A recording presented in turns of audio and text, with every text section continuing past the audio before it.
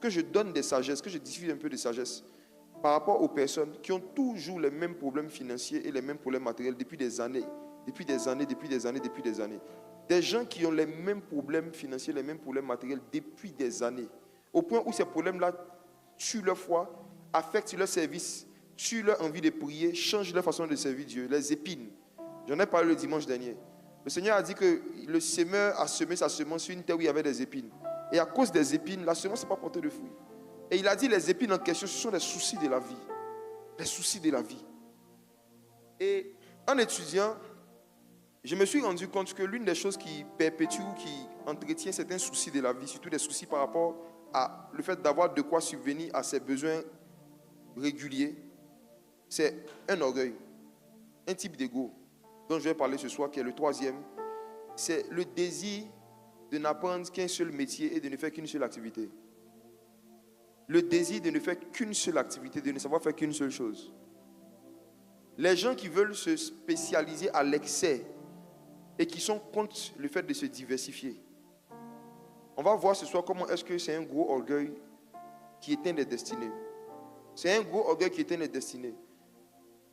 Je me suis rendu compte en étudiant les Écritures que la limite de ce que Dieu nous donne en termes de ressources dépend de la limite de ce que nous décidons d'apprendre en termes de compétences.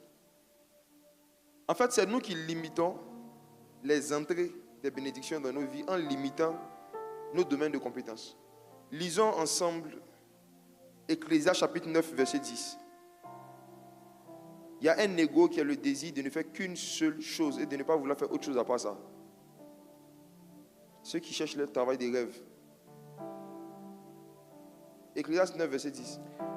Tout ce que ta main trouve à faire avec ta force, fais-le. Car il n'y a ni œuvre, ni pensée, ni science, ni sagesse dans le séjour des morts où tu vas. Tout ce que ta main trouve à faire sous le soleil, fais-le. Tout ce que ta main trouve à faire sous le soleil, fais-le. Mes frères et sœurs, quand la Bible dit c'est tout, c'est tout. En fait, il y a des personnes qui sont fermées à faire tout ce que leur main trouve à faire. Ils ne veulent faire seulement que ce qu'ils aiment. Et s'ils ne trouvent pas ce qu'ils aiment, ils décident de ne rien faire. Mais ils attendent que Dieu s'occupe d'eux, que leurs poches s'occupent d'eux. Ils attendent que ceux qui sont autour d'eux se tuent et se débrouillent pour pouvoir leurs besoins. Mais eux, en ce qui les concerne, ils attendent leur métier de rêve, leur travail de rêve. Tant qu'il n'a pas eu son travail, son activité de rêve, il décide de devenir juste une charge pour ceux qui sont autour de lui. Mes frères et sœurs, il y a une vérité que vous devez comprendre. C'est que dans la vie, quand tu n'arrives pas à faire ce que tu veux, il faut faire ce que tu peux. Quand tu n'arrives pas à faire ce que tu veux, fais ce que tu peux. Quand Marie est tombée enceinte, est-ce que vous pensez vraiment que Joseph et Marie voulaient accoucher leur premier enfant dans une étable, dans une mangeoire, dans un coin qui est sale avec les animaux? Est-ce que vous pensez vraiment que c'est ce qu'ils voulaient? Ils ont essayé, ils ont cherché, ils ont essayé de trouver un hôtel, ils ont essayé de trouver un endroit conventionnel où on accouchait à l'époque. Il n'y en avait pas de disponible. Mais comme ils étaient humbles, ils n'ont pas eu ce qu'ils voulaient, ils ont fait avec ce qu'ils pouvaient. Si Joseph était orgueilleux, si Marie était orgueilleuse, elle allait dire à Joseph, si Marie était orgueilleuse, elle allait dire à Joseph, moi quand tu me regardes à Jérusalem à étable, tu me vois moi accoucher dans une étable. C'est comme ça que certaines femmes orgueilleuses ont refusé d'accoucher dans certains CHU.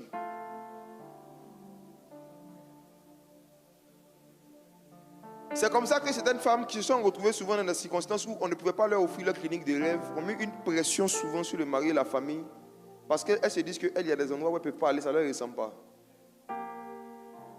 Mes frères et sœurs, étudiez bien les personnages de la Bible. Vous allez voir que depuis l'ancienne alliance comme dans la nouvelle alliance, toutes les personnes à qui Dieu a fait grâce, ce n'étaient pas les parfaits, c'était les humbles. C'est pourquoi la Bible dit Dieu fait grâce aux humbles. Et les humbles en général, ils ont beaucoup de défauts. Ils ont beaucoup de défauts. Quand tu regardes David et puis Saül, étudiez bien leur vie. David a péché plus que Saül. David a péché plus que Saül. Et il a fait des choses beaucoup plus graves que Saül. Ce qui les a disqualifiés les deux du trône, c'était leur cœur. C'est l'orgueil et puis l'humilité. C'est ça qui les a différenciés. Quand Dieu dit à Samuel, j'ai trouvé un homme selon mon cœur, il n'a jamais dit qu'il a trouvé un homme parfait. Il dit qu'il a trouvé un homme selon son cœur. Ça veut dire un homme qui est prêt à ce que le cœur de Dieu lui dise que son cœur est mauvais et puis il va accepter que son cœur cherche à ressembler au cœur de Dieu. Les hommes selon le cœur de Dieu, c'est les gens qui reconnaissent qu'ils n'ont pas le cœur de Dieu. Les gens selon le cœur de Dieu, c'est les hommes et les femmes qui reconnaissent que si Dieu voulait me traiter selon mes défauts et mes qualités, je ne mérite même pas d'être là où je suis. Les hommes selon le cœur de Dieu, c'est les hommes qui s'appuient sur la grâce et qui reconnaissent que c'est la grâce qui a fait de ce qu'ils sont. L'apôtre Paul a dit, par la grâce, je suis ce que je suis par la grâce de Dieu. Il n'a pas dit par mes jeûnes et mes prières, ma vie de consécration. Par la grâce de Dieu. Donc mes frères, il y a un orgueil qui est dans le cœur de beaucoup d'enfants de Dieu qui font qu'ils se disent que moi, je suis fort dans ça. Je ne veux faire que ça. À part ça, moi, il ne sait pas faire quelque chose d'autre. S'il ne fait pas ça, il ne sait pas ce que j'ai fait. Donc, je reste dans ça. Et je prie que Dieu ouvre une porte. Maintenant, ton âge est en train de passer. Ton âge augmente, tes charges augmentent, tes frustrations augmentent. La porte ne s'ouvre toujours pas. Est-ce que tu ne te rends pas compte qu'il y a un problème? Beaucoup de gens ont préféré rester assis et ne rien faire et laisser les années passer en attendant qu'ils aient le travail des rêves. Et parfois, on leur a donné des opportunités de faire quelque chose que eux-mêmes pouvaient faire. Ils ont refusé. Parce que quand ils se sont regardés, et puis ils ont regardé la tâche, ils ont estimé qu'eux, ils sont trop puissants. Ils sont trop instruits, ils sont trop jolis pour pouvoir faire ce travail-là. Et c'est cet orgueil-là qui justifie la précarité dans laquelle beaucoup de gens sont jusqu'à aujourd'hui. Mais ce soir, la parole de Dieu va venir te transformer par le renouvellement de l'intelligence. Il y a deux lois d'humilité. Deux lois d'humilité dans lesquelles tu dois vraiment exceller. Si tu veux attirer à toi les ressources financières et les ressources matérielles de ta destinée. Les ressources financières et les ressources matérielles de ta destinée. Ça veut dire que les sommes d'argent, les personnes, quand on parle de ressources, ce n'est pas seulement l'argent, les personnes, les sommes d'argent, les personnes et les choses dont tu as besoin pour pouvoir accomplir ta destinée et pour ne pas souffrir sur la terre. Écoutez, avant de donner les deux lois, je vais dire quelque chose de lourd. Si vous ne voulez pas que votre vie ressemble à un champ d'épines,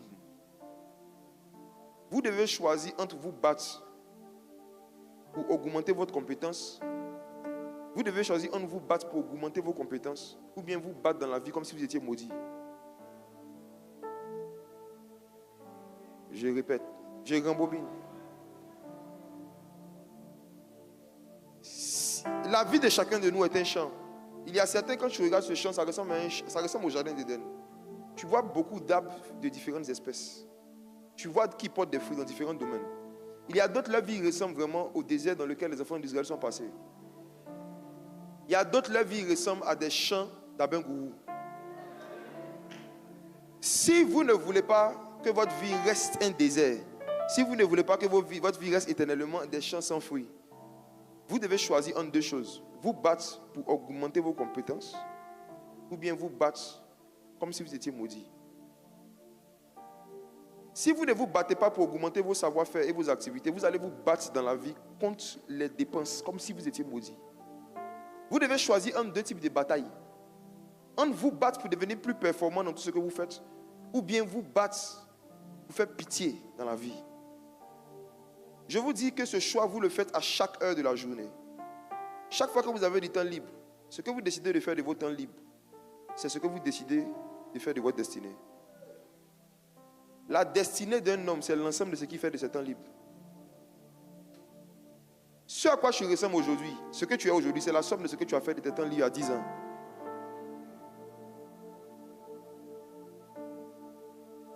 Actuellement, tu es une femme, tu ressembles à une jeune fille.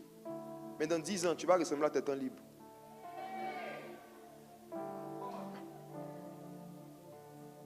Ta forme, ton visage et ton teint auront la même couleur que ce que tu as fait de tes temps libres. Si tu prends tout tes temps libres pour t'amuser, dans 10 ans, tu vas ressembler à un jeu. Je reprends.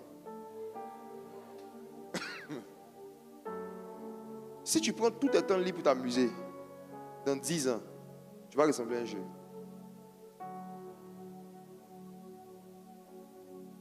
Il y a deux lois qu'il faut pratiquer, c'est vraiment des lois d'humilité pour attirer à toi les ressources dont tu as besoin pour ne pas te battre dans la vie comme si tu étais maudit.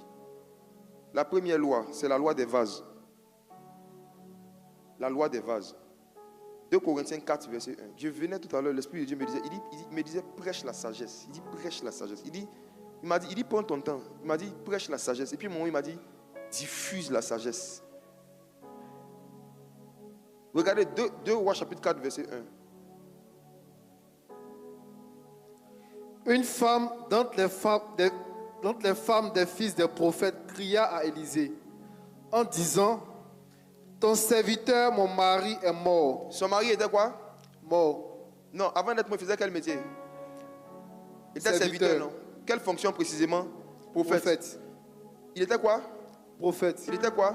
Prophète. Mais frère, écoutez-moi. Plus votre onction prophétique augmente, plus les chances que vous finissez mal augmentent. Il y a des gens qui sont très pauvres parce qu'ils sont trop loin. Lisez, je vais vous expliquer tout à l'heure.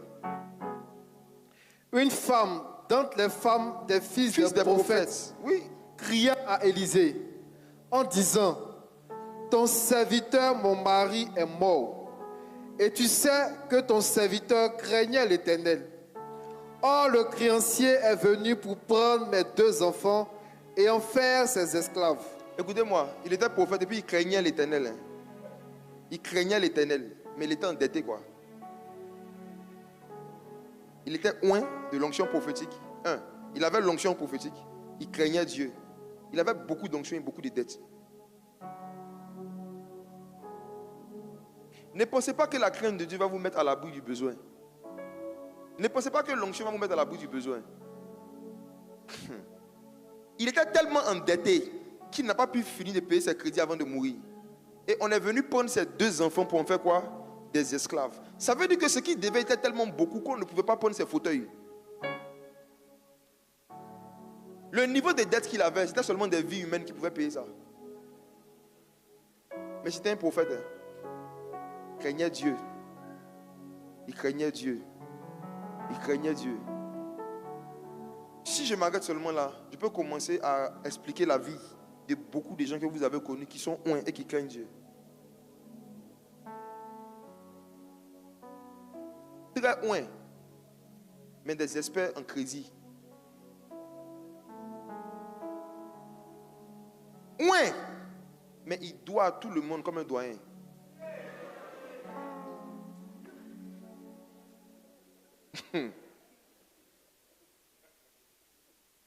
Une des façons, je parle surtout aux adultes. En fait, il y a des habitudes qu'on prend quand on est jeune, quand on développe, quand on grandit. Les gens qui ne veulent pas prendre des formations régulièrement finissent toujours par prendre des dettes inutilement. Les gens qui ne veulent pas apprendre de nouvelles compétences, qui ne prennent pas de nouveaux vases, finissent toujours par prendre de nouveaux crédits. Des gens choisissent entre augmenter ses compétences ou augmenter leurs dettes et leurs crédits. Et la majorité des hommes font le deuxième choix. Ils préfèrent prendre des crédits inutiles, je dis inutiles, pas des crédits pour investir, pour travailler, mais des crédits pour répondre à leurs désirs, à leurs envies. Tu es une jeune fille, tu vois un sac qui te plaît, tu n'as pas encore les moyens d'acheter le sac. Tu vas prendre un crédit pour le sac. C'est quelque chose comme ça commence. Tu vas prendre une dette que tu n'es même pas sûr de pouvoir rembourser. Tu n'es pas sûr de pouvoir rembourser, mais tu veux forcément avoir une certaine apparence. Donc, tu vas prendre un crédit pour le sac. Mais tu es honte et tu crains Dieu. Ce verset et cette histoire de ce prophète, c'est la réalité malheureusement de beaucoup de femmes de pasteurs et d'enfants de pasteurs. Des hommes de Dieu et des femmes de Dieu qui étaient tellement loin, qui craignaient tellement Dieu, qu'ils n'avaient pas le temps de chercher la sagesse sociale et financière pour mettre leur famille à l'abri du besoin. Des hommes et des femmes qui étaient tellement loin, ils avaient tellement d'âmes à sauver, qu'ils n'avaient pas le temps de s'asseoir pour être formés sur comment gérer les entrées. Des gens qui craignaient tellement Dieu, qu'ils craignaient de s'éloigner de Dieu s'ils essaieraient de faire des activités commerciales. Des gens qui ont tellement craint Dieu, ils ont tellement craint Dieu, ils ont aussi craint la richesse. Je connais des hommes et des femmes qui ont des enfants, qui sont mariés depuis plus de 10 ans, 15 ans, mais qui n'ont pas d'épargne. Et ils vivent suspendus à une phrase: Dieu pourvoira. Dieu pourvoira. Beaucoup d'entre vous, vous êtes en train de vous préparer à reproduire les mêmes schémas de vie et finir comme cet homme qui va mettre sa famille dans des problèmes parce que tu n'es pas en train de chercher la sagesse. Dans chaque domaine de la vie où tu veux devenir stable, il y a une sagesse pour ça. Et ça se cherche la sagesse. La Bible dit de chercher la sagesse plus que l'or et l'argent. Donc s'il y a un domaine où tu n'arrives pas à porter de fruits, ça veut dire que ta sagesse n'est pas encore arrivée. Tous les domaines où tu n'arrives pas à porter de fruits et à être abondant, ce sont des informations qui te manquent. Des informations et des formations, des informations et des formations. Si tu ne prends pas la décision de commencer à t'informer dans les domaines où tu n'es pas abondant, et tu comptes sur la grâce de Dieu pour qu'il y ait un miracle de surabondance surnaturelle qui va venir en 24 heures grâce à des offrandes et à des prières spéciales. Il te dit la vérité. Tu peux finir comme ce monsieur. Ouais, craignant Dieu, mais hyper endetté et mettant toute sa famille dans les problèmes. Et regardez la suite. Élisée maintenant va commencer à enseigner la sagesse des vases. Verset 2. Élisée lui dit, que puis-je faire pour toi? Dis-moi, qu'as-tu à la maison? Elle répondit, ta servante n'a rien du tout à la maison qu'un vase d'huile. Attends, dans cette histoire, est-ce que Élisée a prié pour elle? Lisez bien, il n'y a pas eu de prière. Il ne lui a pas donné un temps de jeûne. Il ne lui a pas donné des psaumes, je ne sais pas, des psaumes magiques. Il y a des gens qui ont des psaumes pour chaque situation. Il faut prendre le psaume 115. Il faut répéter 7 fois. Élisée lui a posé une question que j'aimerais que tu te poses. Si tu reconnais qu'actuellement tu n'as pas assez de ressources pour pouvoir faire ce que tu es censé faire, pour pouvoir accomplir ta destinée, qu'as-tu à la maison? Qu'as-tu? Cette femme, heureusement pour elle, qu'elle ne s'est pas arrêtée à générique, ta servante n'a rien du tout. Si elle avait dit ça, elle allait partir en prison, elle et puis ses enfants. Elle dit ta servante n'a rien du tout qu'un vase. Si elle n'avait pas un vase, même Dieu ne pouvait pas l'aider. Parce que Dieu a établi un principe qui dit, on donnera à celui qui a. À celui qui n'a pas, on va arracher ce qu'il a. Donc la première chose à faire pour chercher à avoir, c'est avoir. Je reprends encore. La première chose à faire pour avoir beaucoup, c'est avoir un. Qu'est-ce que tu as? Elle dit j'ai un vase. Un vase là, c'est un savoir-faire, c'est une compétence, c'est au moins un talent. Un vase, c'est au moins une activité. Un vase, c'est au moins une formation. Au moins un. Il n'a pas réglé ce problème avec des prières, il a réglé ça avec une sagesse. Il dit regarde, tu vois les problèmes financiers dans lesquels vous vous êtes retrouvés, c'est parce que toi et ton mari, vous avez vécu un mariage pendant des années avec un seul vase. Il y a des foyers comme ça. Un seul salaire qui gère les deux. Un seul salaire pendant des années. On peut commencer comme ça, mais pendant des années, un seul salaire. Qu'as-tu à la maison? C'est ce que Élisée lui a demandé. Quand l'onction te pose une question, ce n'est pas pour avoir une réponse. Élisée n'avait pas besoin de la réponse de la dame. Quand Dieu dit Adam, où es-tu? Ce n'est pas parce que Dieu avait un problème de GPS. Dieu ne pose jamais une question pour avoir une réponse. Jamais. Dieu sait tout. Il est omniscient. Quand il dit Jérémie, que vois-tu? Ce n'est pas parce que lui voit mal. Quand Dieu te demande qu'as-tu chez toi, quand Dieu pose une question, c'est pour te rendre conscient de la réponse. C'est pour que toi tu réalises la réponse. Je n'ai chez moi qu'un seul vase. Qui ici a grandi dans une maison où il y avait une seule assiette? Vous ne voyez pas la gravité de cette histoire. Hein? Un vase là, c'est une bouteille. C'est un récipient. Qui a grandi dans une maison où il y a un seul récipient? Qui? Même bouteille d'eau, il y avait au moins 4-5. Mais regardez une famille, comment est-ce que le père de famille, comment est-ce que la mère de famille ont géré leur maison pour que dans toute la maison, il y ait un seul récipient. Dans toute une maison, il y a un seul vase. C'est comme si dans toute la maison, il y a une bouteille d'huile seulement, c'est fini. Ils n'ont pas un vase d'eau. Ils n'ont pas un vase de farine. Ils ont juste un vase d'huile. C'est tout ce qu'il y a là. Comment est-ce que toi, je parle à vous les hommes qui n'êtes pas encore mariés, vous voulez devenir des pères de famille, vous avez un seul métier. Et puis tu fais 5 enfants. On n'est pas sérieux. Hein. Souvent, on n'est pas cohérent. Qu'as-tu chez toi? Elle dit, je n'ai qu'un seul. Élisée dit, tu vois, je vais te montrer que ce qui a limité les entrées de Dieu dans vos vies, c'est parce que vous avez limité les vases. Une seule activité, une seule source de revenus. Une seule formation, une seule entrée. Un seul savoir-faire, un seul business. Et regardez la solution d'Élisée. Verset 3. Et il dit, va demander au dehors des vases chez tous tes voisins, des vases vides, et n'en demande pas un petit nombre. Verset 4. Quand tu seras rentré, tu fermeras la porte sur toi et sur tes enfants. Tu verseras dans tous ces vases et tu mettras de côté ceux qui seront pleins. Maintenant, il lui a enseigné l'épargne. Allons-y. Alors elle le quitta. Elle ferma la porte sur elle et sur ses enfants. Il lui présentait les vases et elle versait.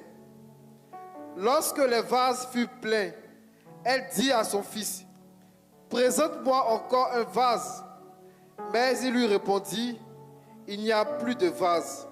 Et l'huile s'arrêta. L'histoire est mystique. Hein? Il n'y a plus de vase. L'huile s'arrête. Je vous dis la vérité. L'huile de Dieu s'arrête là où vous arrêtez vos formations. Je vous dis. Hein? Là où vos activités s'arrêtent, c'est là que la grâce de Dieu s'arrête. C'est vous qui décidez, ce n'est pas Dieu. Élisée dit, tu as vécu toute ta vie avec un seul vase. Maintenant, si tu veux sortir de l'endettement et de la misère, va prendre beaucoup de vases et n'en demande pas un petit nombre. N'en demande pas un petit nombre. N'en demande pas un petit nombre. Chaque vase représente un savoir-faire, une compétence, un talent, un diplôme. Imaginez-vous combien de jeunes Africains sont en train d'aller à l'école dans le but d'avoir un diplôme, mais en espérant être dans l'abondance pour soutenir leur famille. Dans ce monde actuellement qui est si compétitif, qui est devenu si égoïste, où il y a de moins en moins de place pour les gens qui sont sous-instruits, toi tu veux un seul vase. Élisée lui dit, regarde, madame, voici ce qu'on va faire. Va prendre le maximum de vases que tu peux prendre, parce que tout ce que ta main a fait sous le soleil, fais-le. Fais le maximum de choses que tu peux faire. Si tu veux que Dieu te donne son maximum, fais le maximum de choses. Un peu d'assoupissement, un peu croiser les mains, et la pauvreté te surprendra comme un voleur. La mentalité de un peu, ça attire les démons de pauvreté. Il dit, ma petite, va prendre le maximum de vases que tu peux prendre. Maintenant, la partie qui m'intéresse dans l'histoire, c'est que Dieu n'a pas fixé une quantité d'huile qu'il a imposée à la destinée de cette femme. Il a laissé la femme elle-même limiter la quantité d'huile aux limites des vases. L'huile s'arrêta quand il n'y avait plus de vases. Donc si elle était partie chercher encore d'autres vases, l'huile allait continuer de s'ajouter. Et mes frères et sœurs, je vous dis la vérité, le niveau d'entrée que Dieu va envoyer dans votre vie, c'est vous qui allez déterminer, ce n'est pas Dieu. Quand vous allez estimer que vous n'avez plus la force pour faire une activité, même pour faire quelque chose de supplémentaire, c'est là que la grâce va s'arrêter. Et je ne parle pas seulement d'argent, je parle de tout. Je parle même à ceux qui sont dans le ministère. Écoutez-moi. Tu ne peux pas dire que tu es un pasteur, tu as plein temps. Et puis tu ne fais seulement que le culte de dimanche, le culte de semaine, et puis les réceptions en semaine. Quand il y a réception, tu n'es pas encore à plein temps, homme de Dieu. Tu n'es pas encore à plein temps. Tu n'es pas encore à plein temps. Vous ne pouvez pas décider de limiter vos activités dans le ministère seulement à prêcher, chasser les démons, prophétiser et prier pour les gens. Et puis vous étonnez d'être toujours limité financièrement. Vous comptez vraiment seulement, cher pasteur, sur la générosité des chrétiens. Pour vous donner les ressources qu'il faut pour faire l'œuvre que Dieu vous a donnée, seulement la générosité. Pourtant, Jésus vous a prévenu que dans les derniers jours, la charité de plusieurs va se refroidir. La charité va diminuer et vous pensez que les entrées vont augmenter. Les actions de charité, la façon dont les gens donnent dans les derniers jours, va diminuer parce qu'il y aura plus d'égoïstes que de généreux.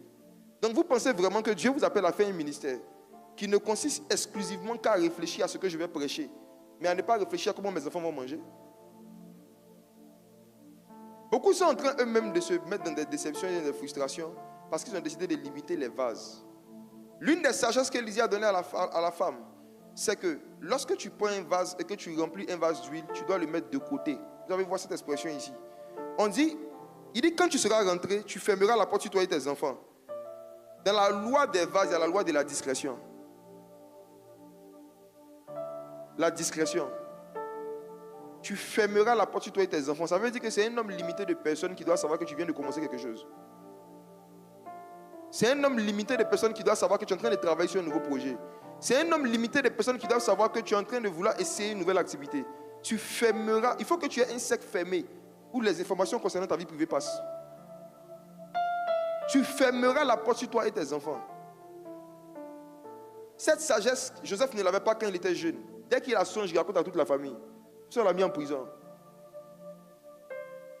Il y a des prisons et des problèmes dans lesquels tu peux te retrouver parce que tu n'as pas fermé la porte de ta bouche sur toi et tes enfants. Quand on commence à faire quelque chose, on n'en parle pas à beaucoup de personnes. Et il faut qu'il y ait des personnes fixes que tu connais qui soient informées de certaines choses quand tu viens de commencer surtout. Regardez. Ensuite, il lui dit, tu verseras dans tous ces vases et tu mettras de côté ceux qui sont pleins. De côté ceux qui sont pleins. Il parle de l'épargne.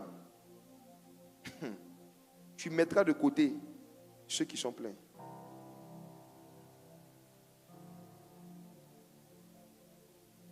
Je pense que ça, je vais laisser. En fait, il y a trop de choses profondes dedans par rapport à la gestion. Et si je commence à trop développer ça, je ne peux pas rester dans le thème général.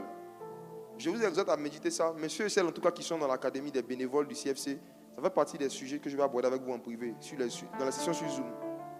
Mais ce que Élisée est en train de dire ici en gros à la dame, c'est que, ton mari a toujours eu un problème il s'est limité à un seul vase, ça vous a mis dans les problèmes.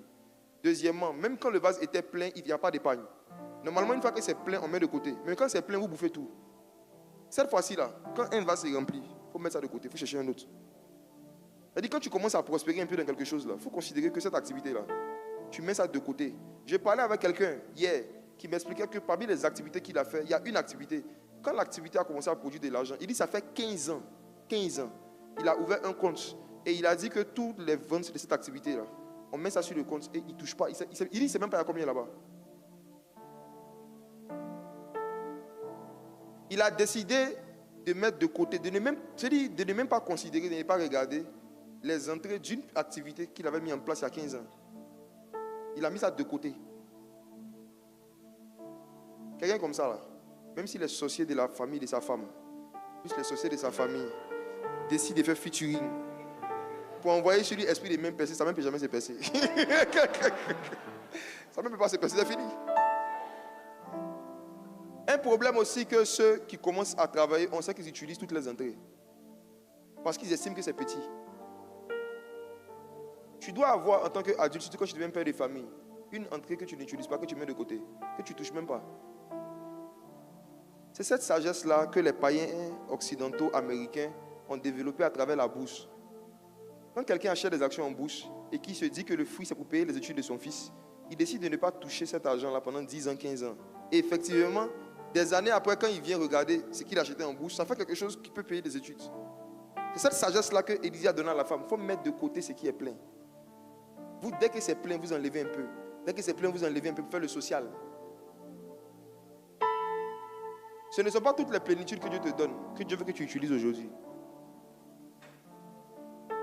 Le fait de mettre de côté va te pousser à faire quoi? Aller chercher quelque chose d'autre. Ça va te pousser à diversifier. On en parlera en détail une autre fois. Je vais prendre 2 Rois chapitre 13, versets 14 à 19. Un autre passage qui prouve que c'est nous-mêmes qui limitons les actions de Dieu dans nos vies en décidant de limiter nos propres actions. 2 Rois 13, verset 14. Élisée était atteint de la maladie dont il mourut. Et Joas, roi d'Israël, descendit vers lui, pleura sur son visage et dit: mon père, char d'Israël et sa cavalerie. Élisée lui dit: prends un arc et des flèches. Et il prit un arc et des flèches. Bon, Élisée lui a dit ça avant de mourir. Hein. Voilà, l'ordre dans lequel ils ont raconté, ça peut vous mélanger. Parce que quelqu'un qui est mort en même temps, il dit. Donc, voilà, allons-y. Verset 16. Prends un arc et des flèches. Jamais une seule flèche, toujours des. Oui. Puis Élisée dit au roi d'Israël: bande l'arc avec ta main. Et quand tu lui bandais de sa main, Élisée mit ses mains sur les mains du roi. Et il dit, ouvre la fenêtre à l'Orient. À l'Orient, toujours. Et il l'ouvrit. Élisée dit, tire. Et il tira. Élisée dit, c'est une flèche de délivrance de la part de l'Éternel. Une flèche de délivrance contre les Syriens. Tu battras les Syriens à Aphek jusqu'à leur extermination. Élisée dit encore, prends les flèches. Et il les prit. Élisée dit au roi d'Israël, frappe contre terre. Frappe. Ceux qui étaient là au deuxième culte savent de quoi il s'agit. Yes. Vous frappez. Maintenant, regardez. Et il frappa 3 fois et s'arrêta. L'homme de Dieu s'irrita contre lui et dit, il fallait frapper 5 ou 6 fois. Je te dis. Allons-y. Alors tu aurais battu les Syriens jusqu'à leur extermination. Maintenant tu les battras 3 fois.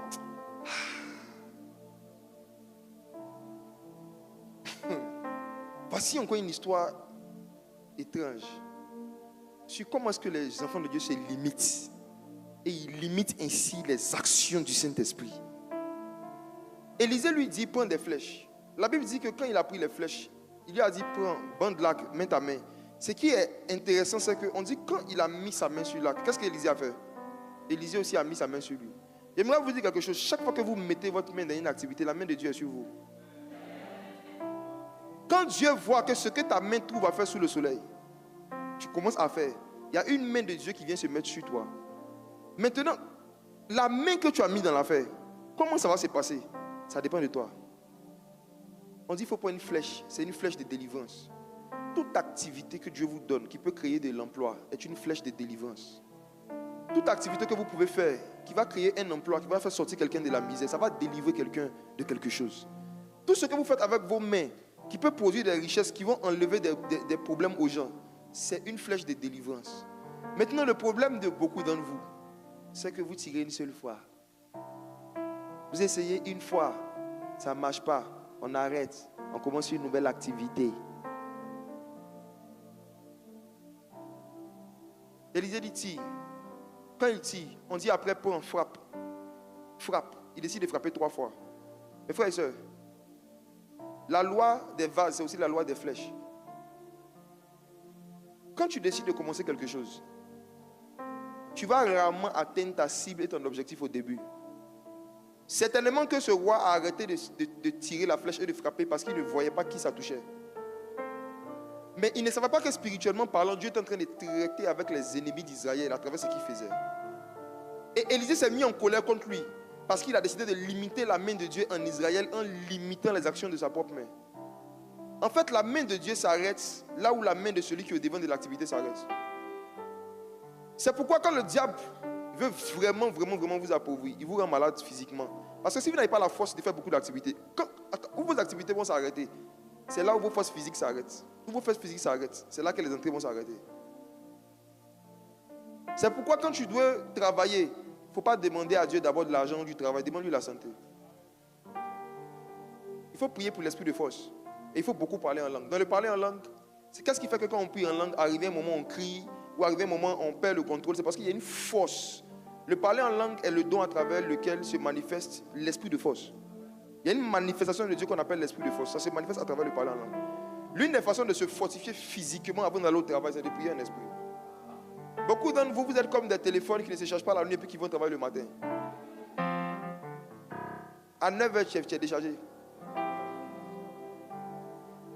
À 10h, j'ai envie de faire la sieste. 10h. Cet homme a limité l'action de Dieu en Israël en limitant la manière dont il a utilisé la flèche. Et je vous dis, mes frères et sœurs, il y a beaucoup de flèches de délivrance inutilisées comme ça dans les calepins de certains.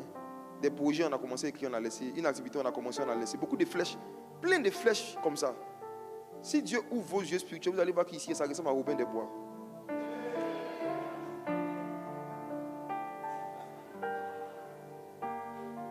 Demande à ton voisin, où sont tes flèches? Tu as tiré combien de fois?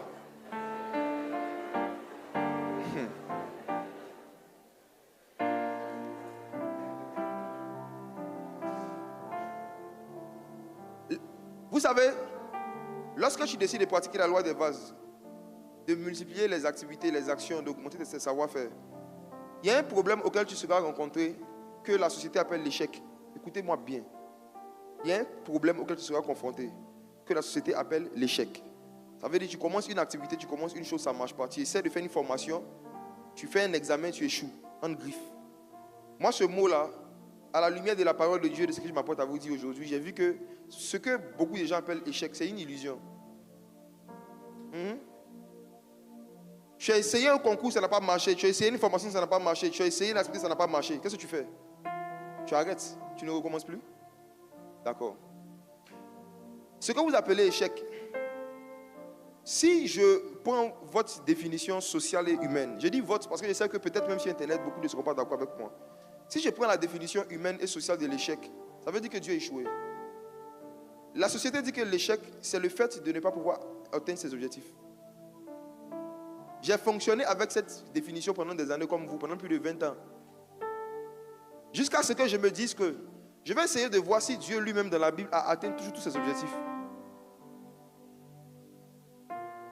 S'il n'est pas atteint ses objectifs, c'est échoué. Allons dans Jean 3,16. On n'a pas besoin de lire, on connaît Jean 3,16. Car Dieu a tant aimé le monde qu'il a donné son Fils, afin que, dans l'objectif que quiconque croit en lui soit sauvé. Cet objectif de Dieu en donnant Jésus, c'était de sauver tout le monde. Dans Timothée, l'apôtre Paul a repris ça en disant ce que Dieu veut, c'est que tous les hommes soient sauvés. Le Seigneur Jésus prêchait un jour et puis il a dit, lorsque le Fils de l'homme sera élevé, il attirera tous les hommes à lui. Je vais vous poser une question.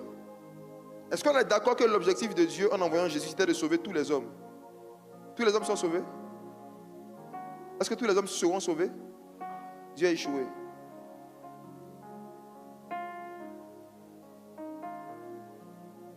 Dieu a-t-il échoué? Son objectif, c'est de sauver tous les hommes. Mais en même temps, lui-même, il nous a dit, l'âge est le chemin spacieux qui mène à la perdition. Étroit et resserré est le chemin qui mène à la vie. Donc, le monsieur a donné son objectif et le même monsieur a dit qu'il ne va pas atteindre l'objectif. A-t-il échoué? Beaucoup d'entre vous n'avez jamais échoué. Mais vous ne savez pas. Amen. Il y a beaucoup de vos objectifs que vous n'avez pas atteints. Mais la société vous a dit que quand vous n'arrivez pas à atteindre un objectif, c'est un échec. Est-ce qu'il peut prêcher la sagesse? Dieu n'a jamais échoué. Il y a même un de nos cousins qui a chanté que Dieu n'échoue jamais. Bon, c'est bon. Dieu n'a jamais échoué. Et Dieu ne va jamais échouer. Toutefois, Dieu n'a pas toujours atteint tous ses objectifs initiaux. C'est quoi l'échec dans le royaume des cieux? C'est quoi l'échec? L'échec, ce n'est pas le fait de ne pas avoir atteint ses objectifs. L'échec, c'est le fait de ne pas avoir accompli sa destinée. La destinée de Jésus, c'était de mourir sur la croix et rendre son sang disponible à tous les pécheurs qui veulent être sauvés. Il a atteint son objectif. Il n'a jamais échoué. Mais derrière cette destinée, il y avait un objectif. Sa destinée avait pour objectif de sauver tous les hommes. L'atteinte de sa destinée dépendait de lui. Les objectifs dépendaient des hommes. La personne qui a écrit que tu as eu un, est-ce que c'est toi?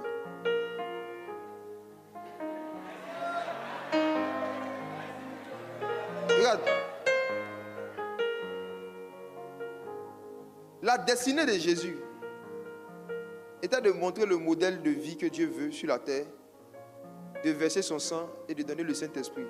Il a accompli sa destinée. Et cette destinée avait pour intention et pour objectif que tous les hommes soient sauvés. Mais les hommes, dans leur majorité, n'ont pas accepté ce salut et ne veulent pas l'accepter. Voici la leçon. Quand Dieu te dit de faire une œuvre, ou il te met à cœur une œuvre, toi, si tu as fait le maximum de tes capacités, si tu as fait ce que tu pouvais faire, tu as réussi. Je connais des élèves qui ont étudié, qui ont bossé, on leur a donné des examens, ils ont fait ce qu'ils pouvaient faire. À la fin, on dit qu'ils ont 5 sur 20. Ils n'ont pas échoué. Ils n'ont pas échoué. S'ils n'avaient pas étudié normalement, leur échec commence à la maison, pas le jour où on les note. Il y a des fois, tu sais que tu as travaillé, tu sais que tu as fait de ton mieux. Maintenant, la décision finale ne te revient pas. Donc, peu importe ce qui sera décidé là-bas, ce n'est pas ça la réussite ou l'échec.